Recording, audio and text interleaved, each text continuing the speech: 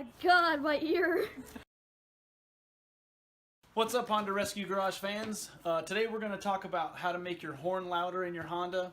It's going to be a kind of a tutorial about how to wire up a relay and how to get more sound out of your existing horns and to add more either factory horns or to add an aftermarket horn or even a horn from a different type of vehicle. It says here, according to the internet, the maximum legal decibel level for a car horn on a passenger vehicle is between 100 and 110 decibels. Now it doesn't say here what distance that is measured from, so obviously the farther away the quieter it's going to be, but usually these are 3 feet maybe, so 110 decibels is the maximum allowable horn volume according to this. So as you can see on the back of this horn, it's labeled 110 decibels, and the 12V3A simply means 12 volts 3 amps, so it takes 3 amps of current to run this horn. From what I know, based on my background in the car audio industry, is that if you want to gain 3 decibels of sound, you have to double the amount of transducers, in other words, the number of speakers.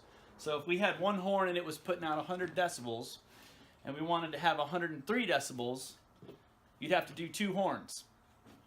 If you wanted to go to 106 decibels, you can't just add one more horn. You have to add 2 more horns to get to 106. Now you're at 4 horns at 106 decibels.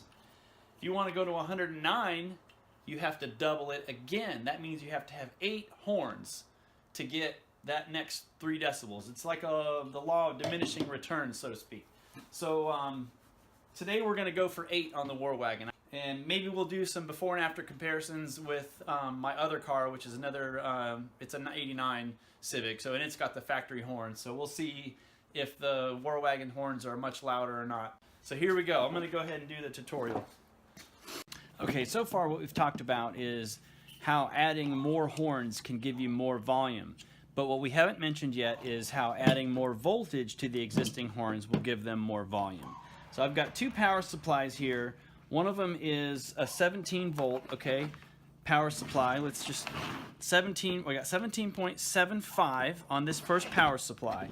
Now on the second power supply, we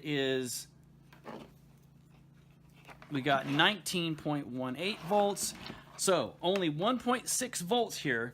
That's not a lot, but at 1.6 volts, I'll show you the difference between the amount of volume you get between the 17.7 and the 19.1 volt power supplies. All right, so here's the first one we've got. That's pretty loud. That's pretty loud. It's louder than stock because stock power is probably 13 volts or whatever. All right, now listen to this. This is the 19 volt power supply. Oh. Ouch. I should have aimed at a different direction or something. But that's just an illustration of the difference between 17 volts, 17.75 and 19.16 volts. Not a lot of difference, but 1.6 volts can make a huge amount of difference in these horns because they are mechanical, and the more voltage, the louder they are. So what we're going to do basically with these relays is take power directly from the battery, which is going to give you the most amount of voltage possible, so that it doesn't have to run through all of the circuits and the fuse box and the switches and everything else that it has to go through before it gets to your horn using the factory wiring. This bypasses all of that, runs your power directly to the battery, gives it the maximum amount of power your car can put out. Alright, first we're going to talk about relays. There are 2 types that I'm going to show you here. One is a single pole, single throw relay, which basically just has 4 contacts. And then there's a single pole, double throw relay, which has a 5th contact.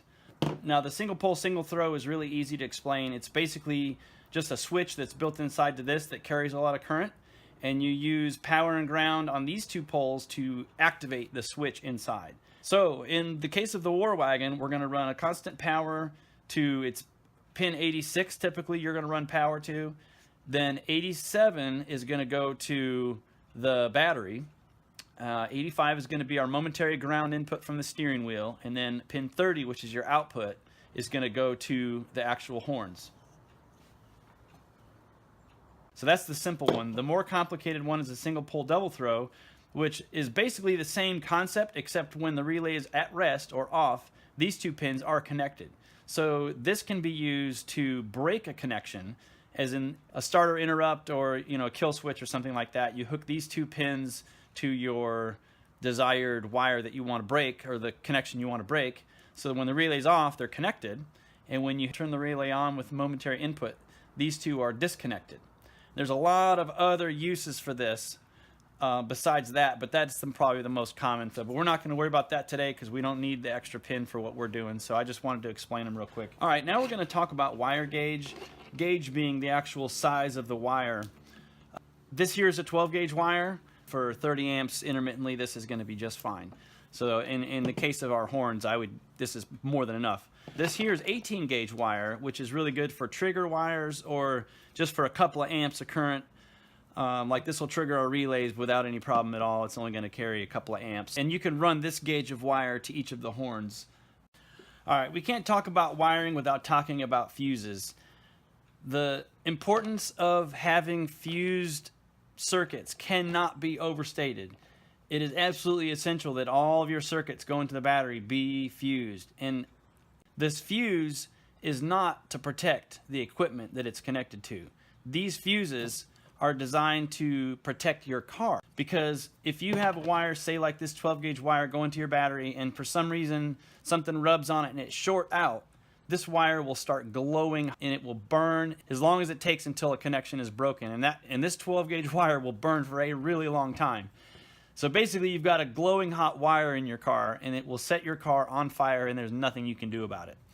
But if you have a fuse in line, the fuse will just pop and it breaks the circuit, your car doesn't burn down. Okay, we're going to talk about crimp techniques now. I use these Klein crimpers. They're probably about 500 years old. I've had them since the beginning of time, but I've ground the ends off of these and modified them a little bit to get where I can crimp into tighter places. So basically you can use Klein or Thomas & Betts or any other brand that's got this type of crimp end on it. I don't recommend using this style with just the squasher type. I don't know what you call squeezers. Those really cheap ones that are like a crimper stripper combination have those, and they aren't worth a crap, man. They don't work. Now, what most people don't know is that there's a technique to where you put the connector in the crimper. And these connectors all have a seam, and that seam is key. So what I'm going to do is show you the proper way to crimp and where to put that seam in relation to the jaws of your crimpers. You want the seam to be in the concave part of your crimper and crimp like that. So you put it in like this and you crimp, and what happens is keeps the seam from splitting apart and it seals up all that. And now I'm going to show you how to do it the wrong way. I'm going to flip this connector around and I'm going to flip it upside down, and I'm going to put this little point right on that seam, and I'm going to show you what happens when you do it that way. Alright, so now I've crimped it, and you see this big gap right here? This is going to be exposed wiring. There's going to be wire that's going to come out of that, and it's going to fray and come loose. It's a bad crimp. Whereas this one, everything is tight, it's sealed, and it's not going to come loose. So that's what you have to do in order to get a good crimp, and now you know why. So I'm sure a lot of you guys already know this, but you can actually turn up the volume on these horns. There's a screw on the back right here, and this screw adjusts the volume of the horns. Now, it's not clockwise turning the volume up, it's counterclockwise. So that's all it takes. You just take this screw and you turn it this way. One turn. Two turns is too many. It doesn't sound right after that. Let's just test this out. Whew. It's so loud it made my ears ring, and that's just one of these. I'm gonna have 8 of these on my war wagon. So that's that. And I guess next thing is to just hook all these up, put them on, and crank it on and see what happens. Okay, this is the relay set up in the war wagon right now. This relay here goes to the horns. This one here is for my electric fans. And then this big relay here goes to my winch, and this is connected to the battery with a 8 gauge wire. And what I've done is used a 10 gauge wire to connect to this on this power post, so that gives us our juice for the horns. The horn relay is now triggered by the existing horn wiring, which is down here. This is the wiring that came from the car to our factory horns, and what I've done is connected that into our relay. And I capped off the positive lead on this because we're not going to use it because I'm obviously getting power from the battery. So then it connects to the horns through the wiring coming out of the relay. So now I've got 2 here hooked up, I've got a 3rd one over here, and then I just temporarily connected these 2 up over here. So I've got a total of 6 mounted right now. I've got 2 more that I'm going to put on, and then we're going to wire it all up and tidy up all these wires and let her rip. Hey Hayden, we're going to honk the horns in both of these cars, and you're going to tell us which one you think is louder, okay? Okay. You hold the camera. All right. And I'm going to go honk the horns, and you tell me which one. Okay. That was I saw you pretty jump a little loud. bit. Yeah. How about this one? Oh no. Oh my god, my ear. I think my ear's gonna be ringing after this. Ow. So which one's louder? That one.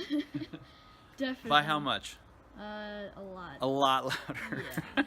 All right, cool. That's all we needed. Thank you. Okay, you're welcome. Okay, guys, that's pretty much it. I wanted to say thanks to Beaver's Honda Salvage. It's a local junkyard that specializes just in Hondas. Anything that you could possibly want that has to do with a Honda used part, they can get it. So I'm going to put a link in the description to their website, as well as a link to the Honda Rescue Garage website. Obviously, you guys know we make lift kits and some other parts here and there. I mean, we're trying to do more stuff than just that, but the main thing I'm working on now is lift kits for Honda CRVs.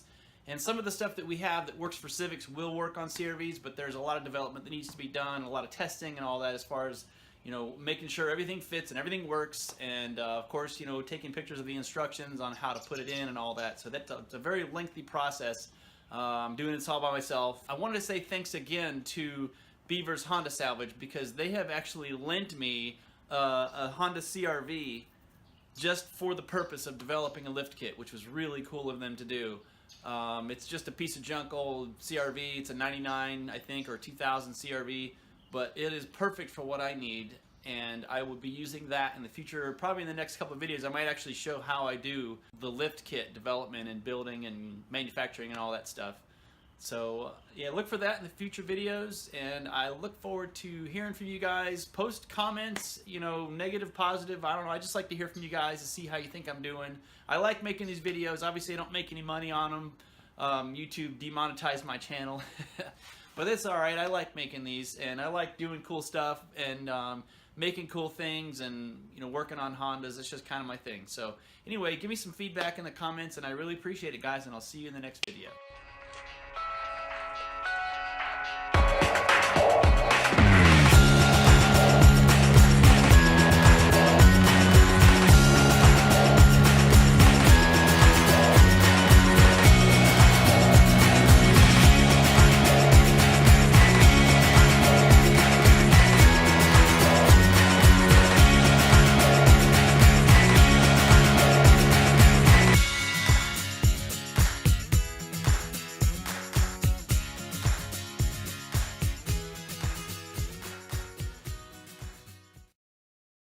Okay, we're going to talk about some crimping techniques now. Or not. But basically it's a climb. How does this happen? Every time I... Oh my god! Start over. Fuck.